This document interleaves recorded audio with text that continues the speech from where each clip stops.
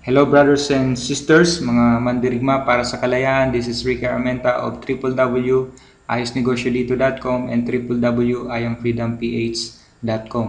Sa video na to, malalaman mo kung yung Facebook ad image na gagamitin mo sa Facebook ad mo ay papasaba sa 20% text advertising guideline ng Facebook. So, I think ang iba sa inyo ay alam na ito, pero para dun sa mga hindi pa nakakaalam, para sa iyo ang video na to. So, alam natin na yung guidelines ng Facebook kapag 20% text yung image or more than 20% text yung image ng ad mo ay hindi i-approve ng Facebook. So, andito tayo ngayon sa grid tool page ng Facebook. Dito sa page na to, matetest mo kung yung ad image mo ay papasaba o hindi sa Facebook. Okay, yung URL niya is www.facebook.com/ads/tools/text_overlay. So kung gusto mong i-test yung Facebook ad mo, Facebook ad image mo, punta ka lang sa URL na to. Okay? So let's get started. Ngayon, pipili tayo ng isang image, tetest natin siya kung papasaba siya or hindi sa Facebook guideline. Click this choose file button. Okay, pili tayo dito ng isang image.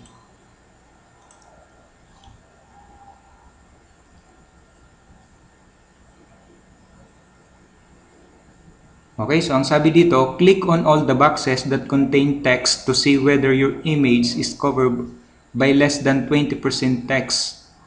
Okay, so dito, i-check lang natin sa mga boxes na to na mayroong mga text. Okay, 1, 2, 3, 4. Okay, so base sa resulta, based on the boxes you've selected, your image is covered by 16% text. So sa image na to, 16% text lang siya.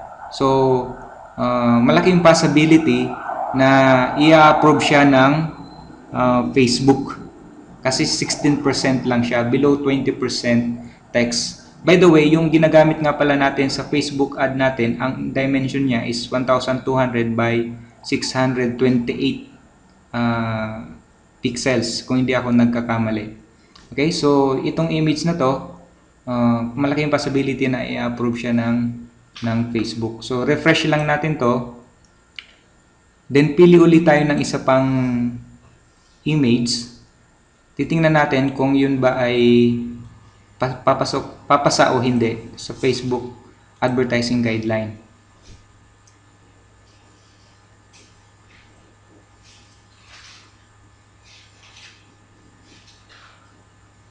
Okay, so i-check ulit natin yung mga boxes na mayroong mga text. 1, 2, 3, 4, 5, 6, 7, 8, 9, 10, 11, 12, 13, 14, 15, 16. So, sa resulta, based on the boxes you've selected, your image is covered by 64% text. If marked properly, this image may not be used for an ad on Facebook. So, ibig sabihin, 64% yung text niya, 64% text. So, malaking possibility na hindi i-approve ng Facebook ang image na to. Pero actually, ito yung image na to, ginamit ko na to sa isang Facebook ad ko, na-approve siya. Pero after ng mga ilang oras, dinis-approve pa rin siya ng Facebook. Siguro ko inaantok yung ad reviewer nung in-approve niya to. Okay? Tapos nung nakita uli ng auditor, dinis-approve. Okay? So, ito yung isang paraan kung paano natin malalaman kung yung Facebook ad image ba ay papasa o hindi sa Facebook. Okay? Sana may natutunan ka sa video na to at nakatulong to sa business mo. Okay? Hanggang dito na lang. God bless.